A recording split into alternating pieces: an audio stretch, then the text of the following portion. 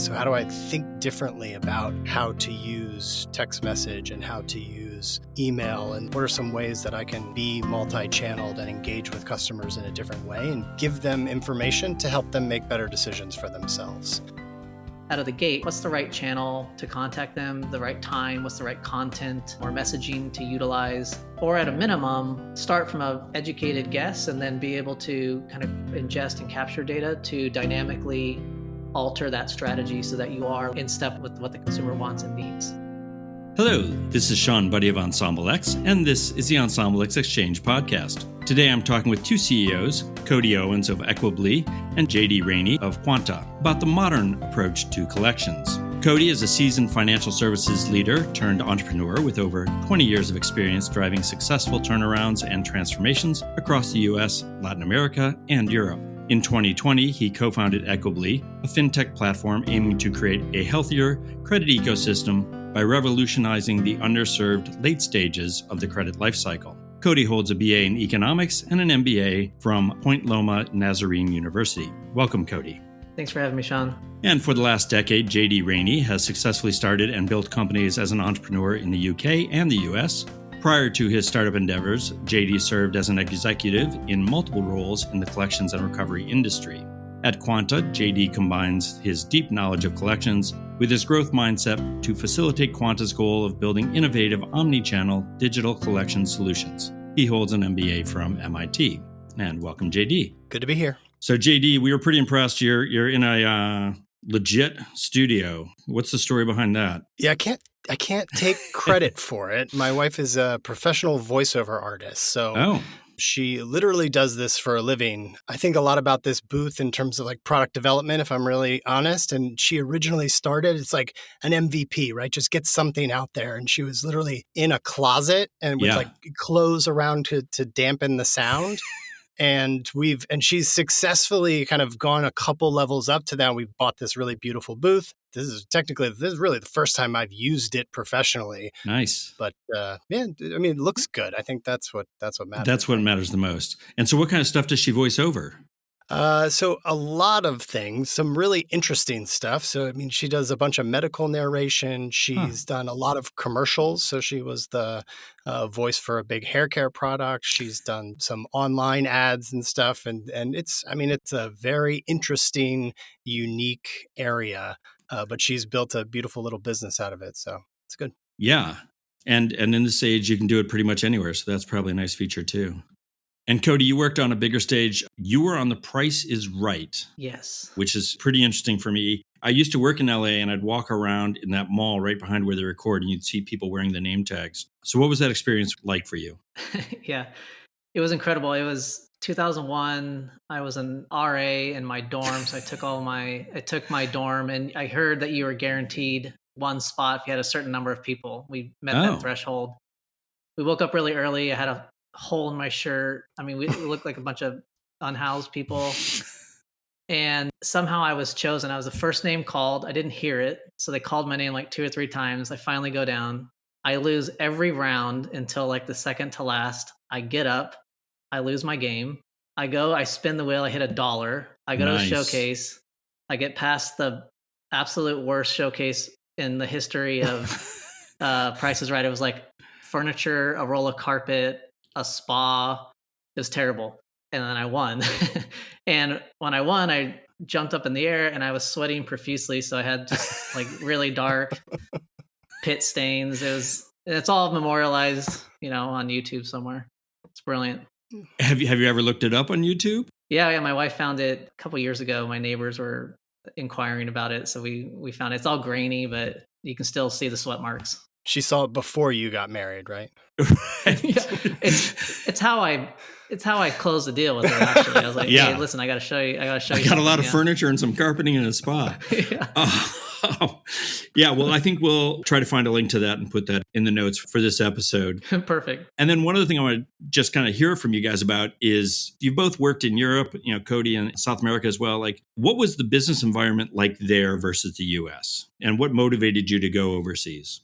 We'll start with you, Cody. I could talk about this for hours, but I think the biggest difference in general is there's ingrained into the fabric is balance. like work-life balance. Mm-hmm. Coming as an American into Colombia, and then I spent most of my time in Spain and Europe. At first, you think that you're being unproductive or that you're wasting time by, enjoying your weekends with your family and not answering emails, and getting frustrated because no one is responding to me as I'm, spending another 8 hours on Saturday doing something. It's just what you do. As maybe it's just what I do. Maybe I need to work on myself. But then you realize that actually you're just as productive. We ran incredible turnarounds and transformation programs while enjoying the 18 public holidays in Colombia and the, mini holidays in Spain, the downtime in August, and we still hit our goals. And so you really find ways to be incredibly productive while kind of enjoying more of a work-life balance. And I've struggled now coming back to the US. I felt like the pendulum just swings a little too quickly the other way. And so I'm working really hard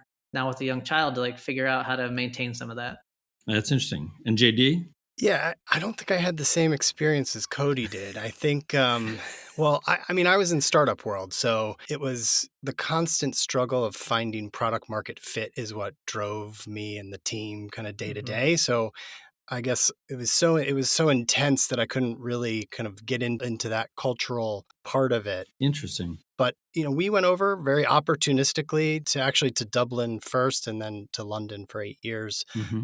Thinking that we were only going to be there for a little while. And of course, a decade later, 2 kids later, 2 British children later, both my kids are dual, and came back. It was a great experience. One that is, coming back is actually harder because it's such a big piece of your identity. When you come back, like being an expat, when you come back to the States, you can't.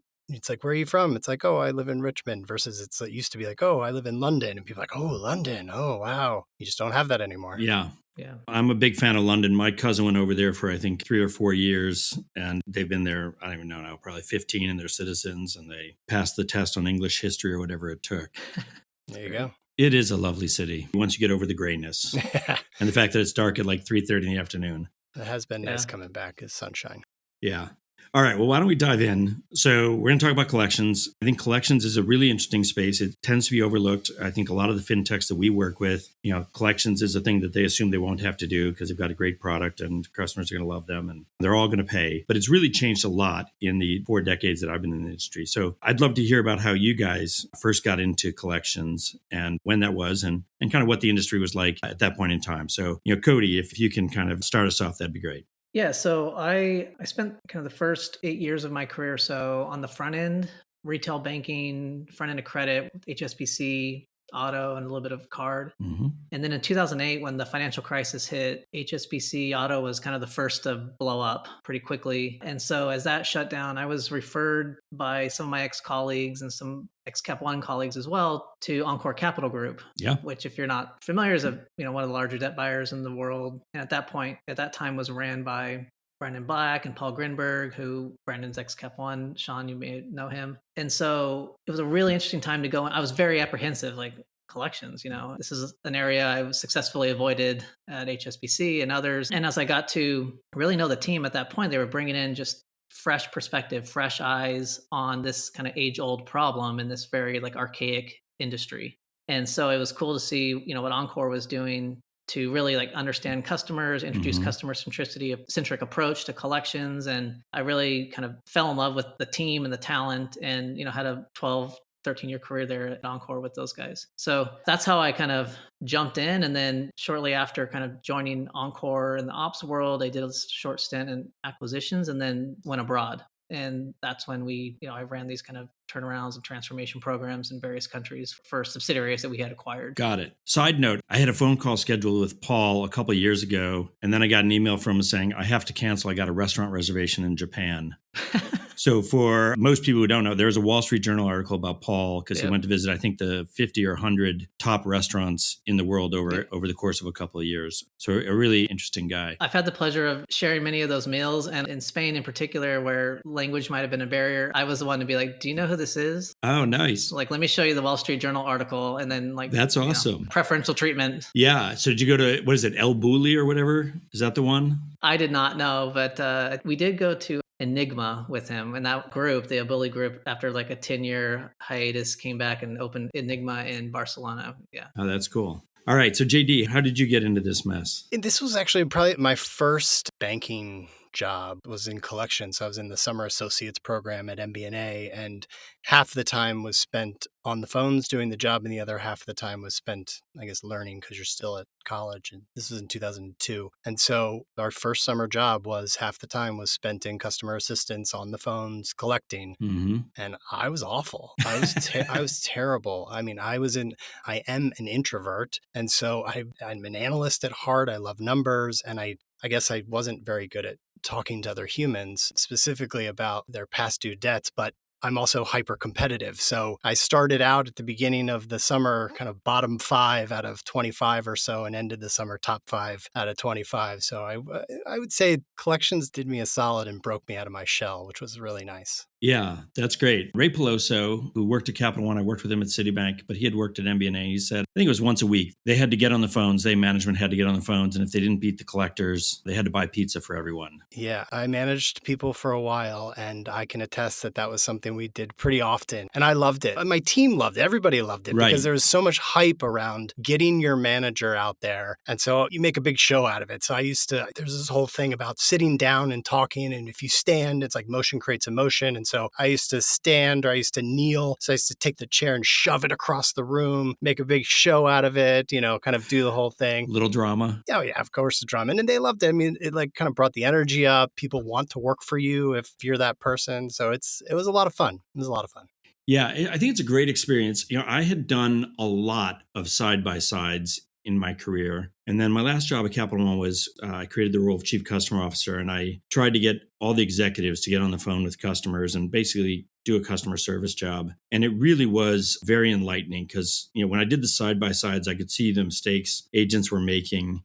And then when I got on the phone, I made probably 10 times as many, including, I think one of them was I tried to sell, if you get your thumb cut off, you get $5,000, the death and dismemberment insurance, and did a terrible job. Fortunately, the customer didn't buy because it turned out I wasn't allowed to sell it in California. And at that same session, the head of basically the CTO of the organization was there. And you see things like that, you realize that like the system told me to sell this thing, but there was a Post-it note in the top right corner of the screen that said, don't try to sell this if it's in California. And so it really, I think, influenced the way we thought about our technology and making life easier for these agents. Because, I've seen agents who highlight certain spots on their screen or white them out or, literally to prevent them from doing things that they're not allowed to do because the system, which should be really good at figuring it out, hasn't figured it out.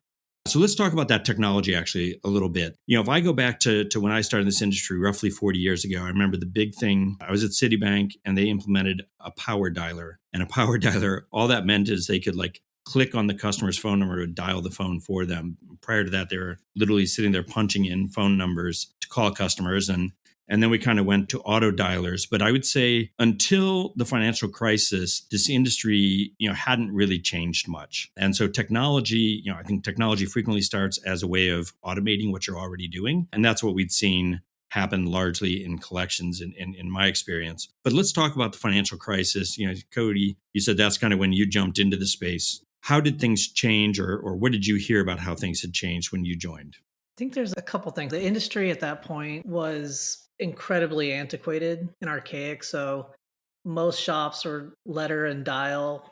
There was low regulation. Up until the crisis, there was a lot of settlements. Everyone had a HELOC at that point. So it's just a lot of settlement shops, a lot of arm's length transactions if you were buying debt, right? So it was easy for banks to kind of wipe their hands with it and not rep and warrant to data quality and accuracy and documentation and all of that type of stuff. Digital was non-existent as well. And so around the time of the financial crisis and a couple of years later, when the CFPB came about, I think you see this real shift. So you had to shift from settlement plans to payment plans.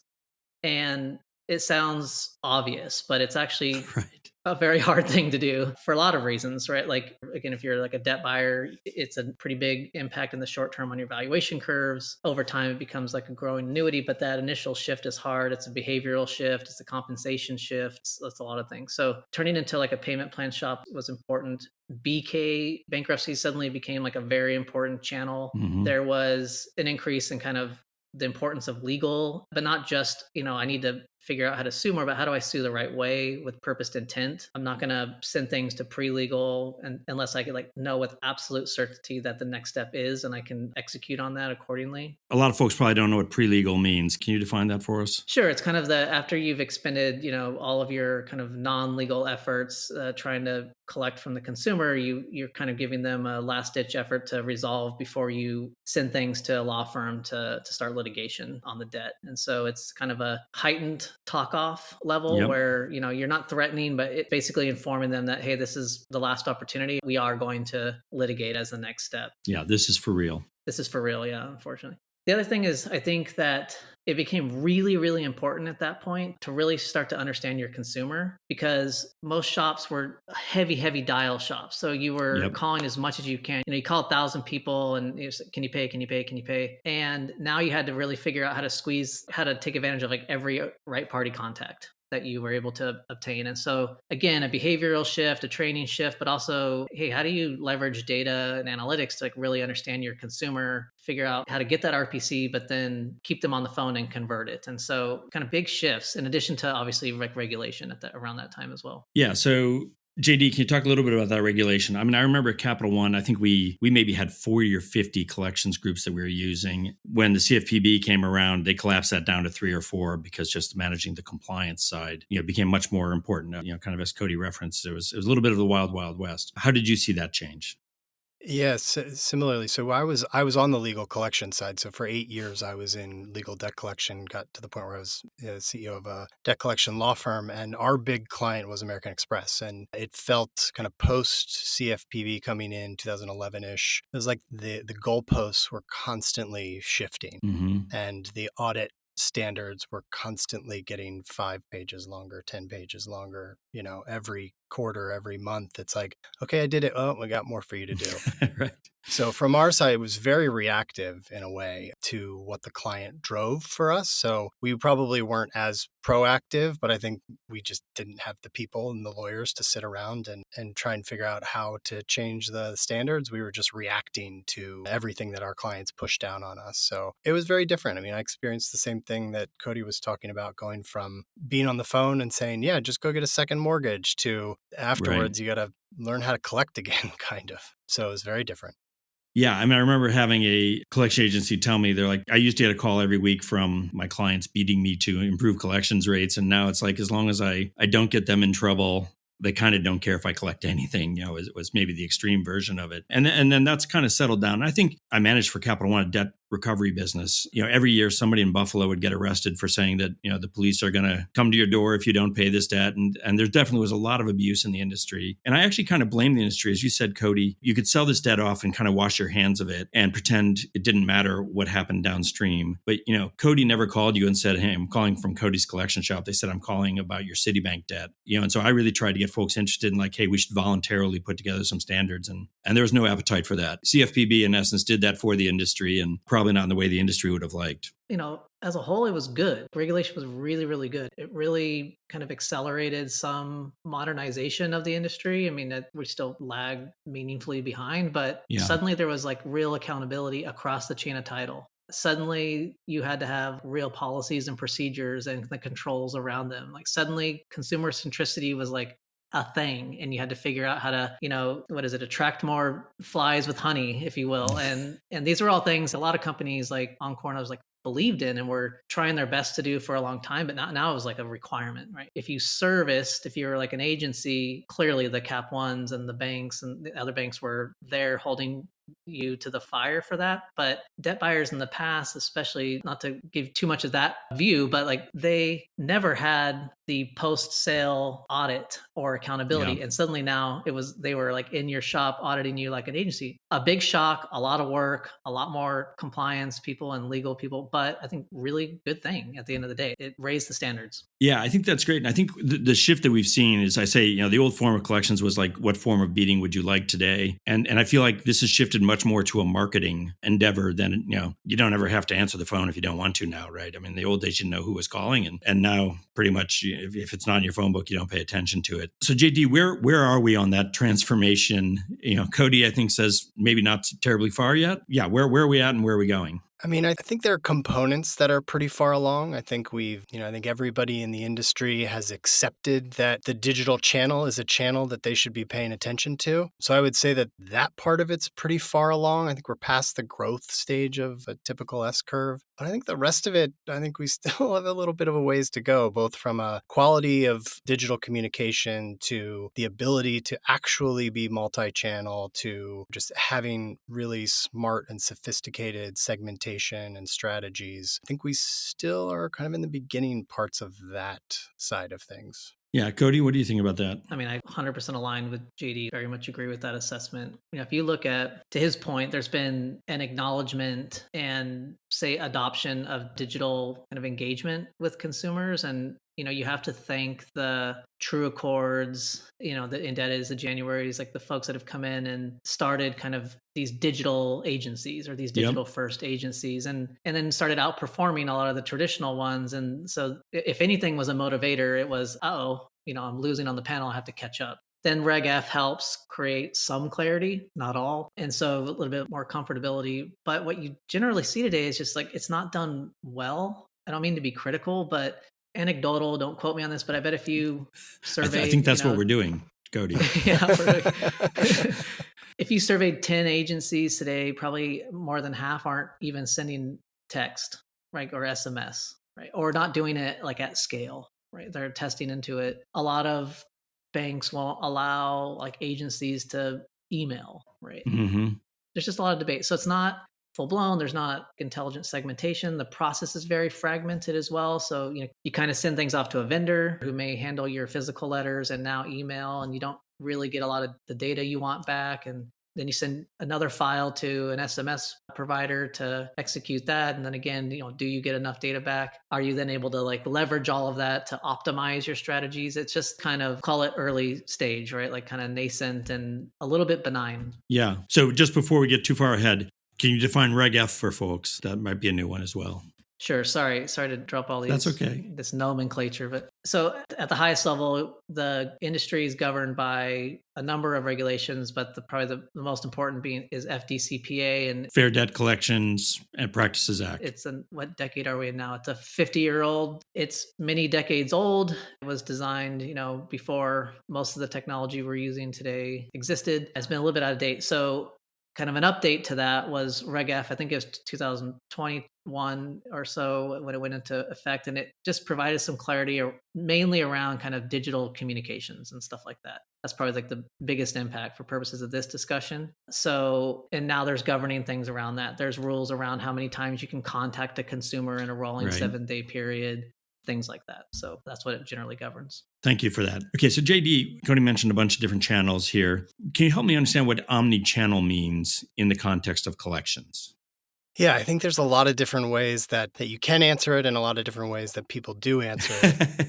Okay. I would say the way that most people have typically defined it is very marketing approached, which is you want to contact the consumer in the place and through the means in which they want to be contacted. And I think in collections, that's probably wrong, because just because somebody wants to be contacted doesn't mean that that's going to necessarily be the most effective way to contact them. So I would say the first part of this answer is like contacting customers through the channel in which is the most effective. And then probably the further answer is to contact customers in the channels that are most effective. So being kind of truly multi-channel, not just omni-channel, it's truly be multi-channel and being able to communicate and engage with customers in multiple channels. And what does that engagement look like?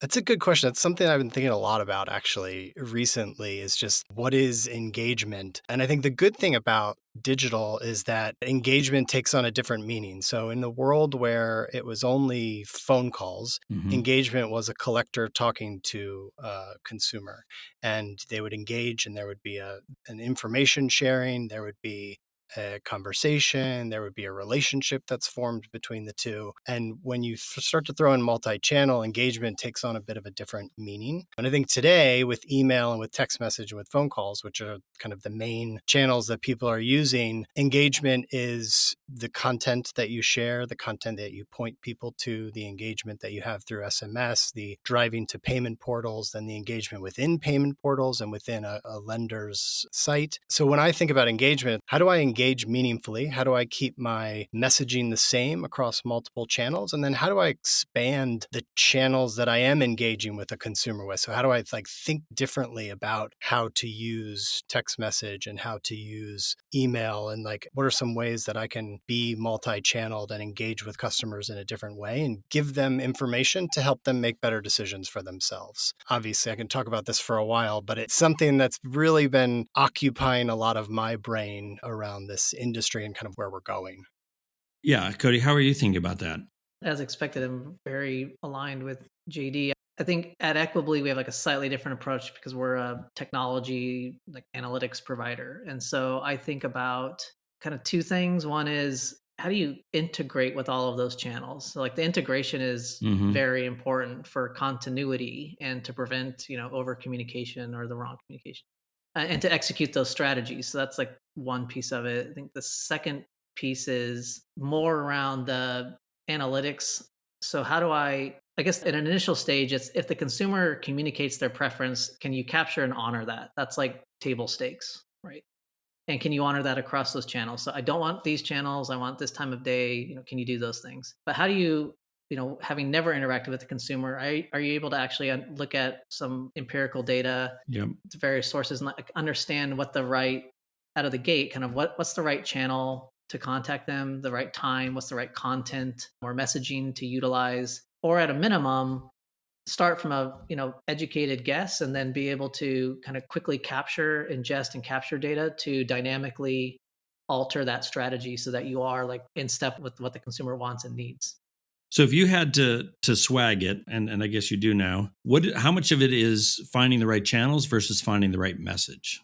Yeah, God, it's both. I mean, there's very much a case to be made around the next best message through the next best channel, or the next best even series of messages through a series of channels could be a way to think about it too. And so I think it is about weaving a story around messaging, but also ensuring that you're using the channels in which the customer is digesting what it is you want to tell them, what it is you want them to learn. I think it's definitely both. And you could probably layer in some other next bests on top of that too, which is next best message in which channel could be different across channels depending on how a consumer brings that in. JD's right. I think channel though is the first step. So if you call me, I'm not answering the phone. Yeah. And I'm a geriatric millennial. I'm not answering the phone. Right. So I think that's what they call us, 42-year-olds or 43-year-olds. Yeah, whatever.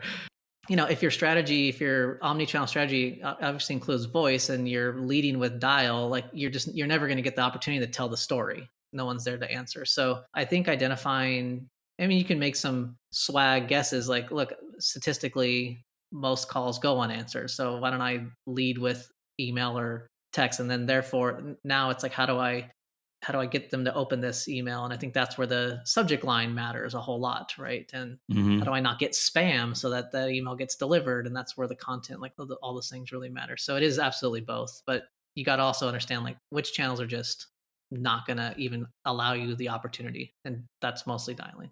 I think that you could also make a case for layering of channels. So if you call somebody and you don't answer, right? We called geriatric millennial Cody and he doesn't answer the phone call, but he gets a text message right after that says, "Hey, it was JD calling about your debt.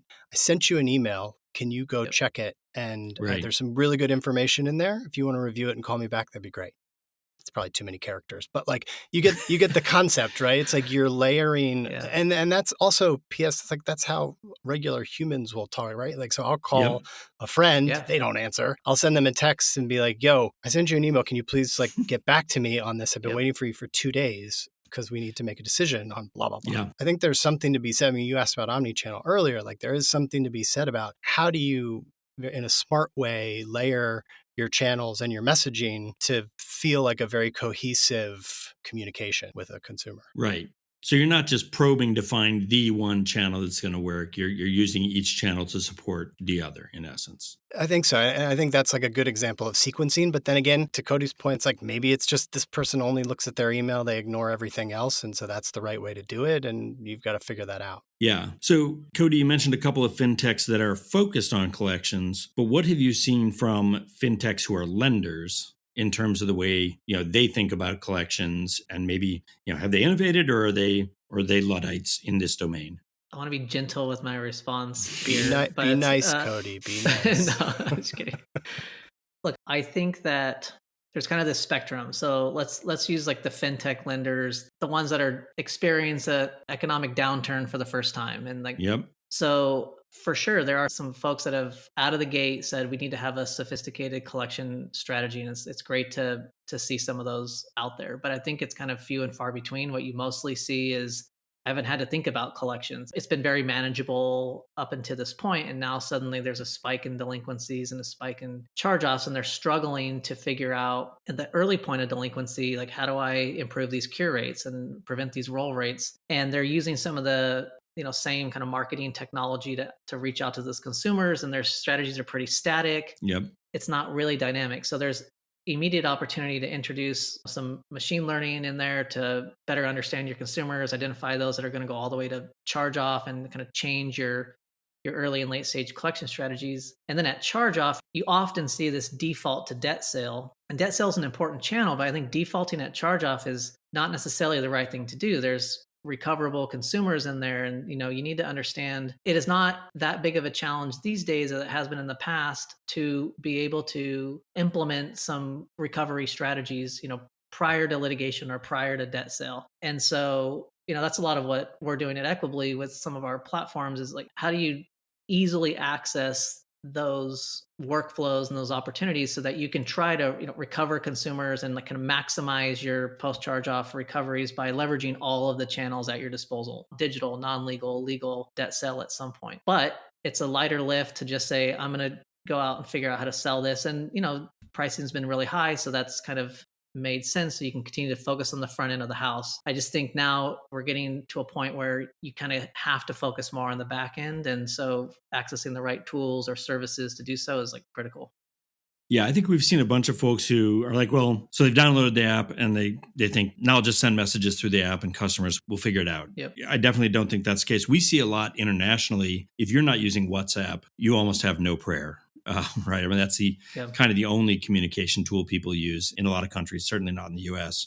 JD, are there innovations you've seen come out of the fintech lenders, or are you going to be mean as well? Cody wasn't as mean as he threatened to be.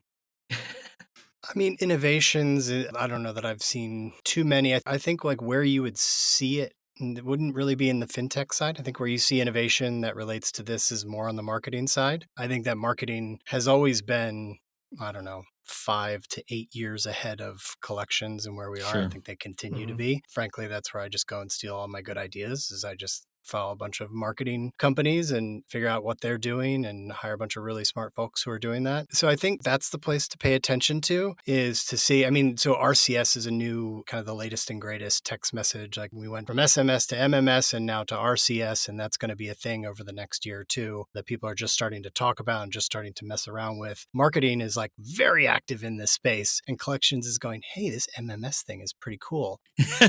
So I do think that that's where you want to pay attention to when it comes to innovation and when it comes to looking to see what's next. I also think there's probably a budget conversation to have too, which is how do lenders and fintechs allocate the budgets? Like, most of the time it's top line. Depending on what happens to the economy, that could shift in a really interesting way over the next year or two. I think if people allocate a little bit more budget to the collections side of things, then maybe there's an opportunity to see some pretty cool innovation in the space. Yeah. You mentioned stealing ideas from collections. One of the things we did in the debt collection business that I ran at Capital One is we started sending out prepaid debit cards. It could be anywhere from $10 to $25. And we'd say, this is a debt collection. Like we weren't obfuscating that, but yeah, if you want to activate this, give us a call and we'll talk about your debt and you'll get the $10. And I mean, the response was just phenomenal. And so I think there is a huge opportunity to think about this as we kind of mentioned before, as more of a marketing channel. So Cody, you mentioned ML. So let's make the pivot to the cool hot topic, kind of the large language models. Do you have a thought on how those are going to affect collections? And is it going to take 10 years before the collections industry figures out that these might be helpful? I don't think it'll take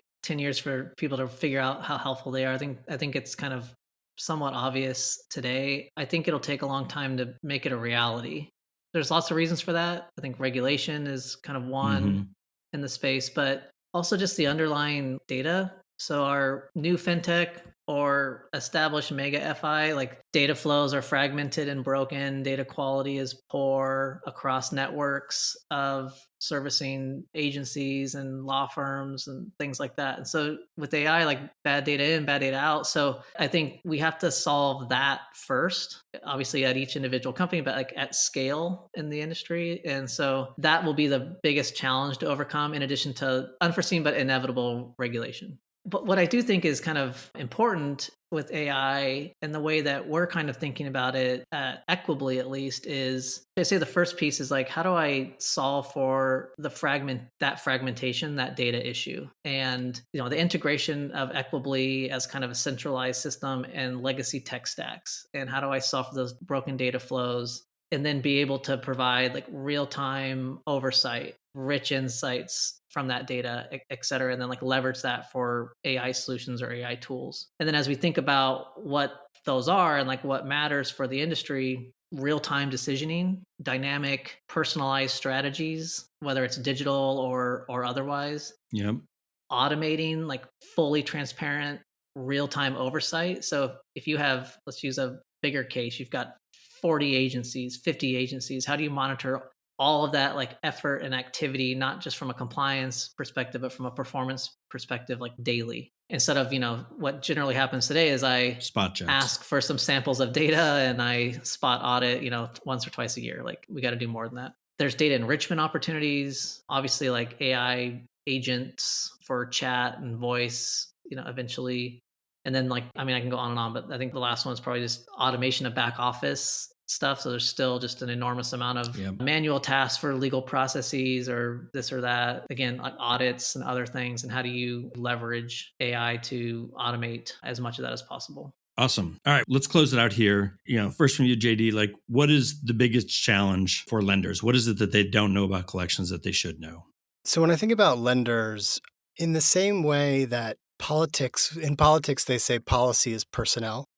In the same way with lenders, it's like sometimes collection strategy is personnel too. And so ensuring that you have the people who have a mindset in which is open enough to say, I understand that things are changing. I want to stay on top of how things are changing. I understand that this is not going to be a smooth road by any stretch of the imagination where mistakes will be made. We will do things that are wrong. We will lose money, but we will also, at the end of the day, have a better product and solution for our consumers, for our shareholders, for everybody. So I think ensuring that people understand that there's a broader world in collections outside of just smiling and dialing, I think is going to be good. And, you don't want people who are just saying, we're just checking the box saying, yeah, we do digital. And I think that's where we are today. I think there's a lot of people, the questions come down and they say, are you doing digital? Like, oh, yeah, we send emails.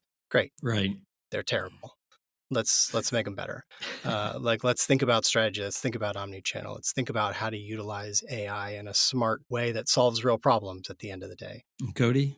Really great question. It's a tough one to answer. If I had to choose, I'd say understanding the shift in your consumer at the point of delinquency and thereafter.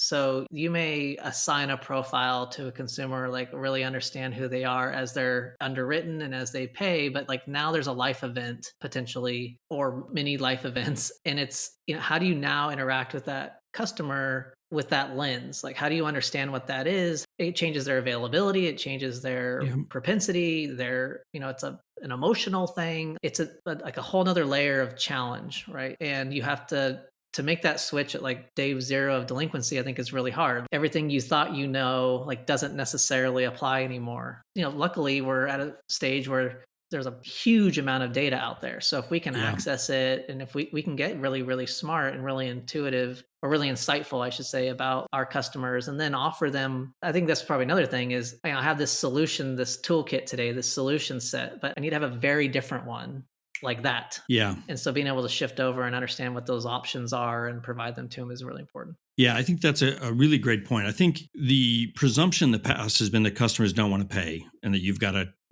trick is a harsh word to say, but you got to trick them into paying. In the past, I think, we mentioned settlements before. Settlements might be, hey, you owe me $5,000, I'll take $3,000 today, or you can pay the $5,000 over the next 6 months, right? It was frequently a 6-month window, and neither of those was truly viable for a customer. Seeing how to actually allow customers, in essence, to pay in a way that actually can work for them, I think is kind of the frontier. And I think you guys address this, like for fintechs, the app is the coolest thing. They always want to talk about the app and show you how cool the app is. And then they want to talk about how they're going to acquire. And then maybe they'll talk about kind of servicing and account management. But boy, by the time it gets to collections, it's not nearly as much fun.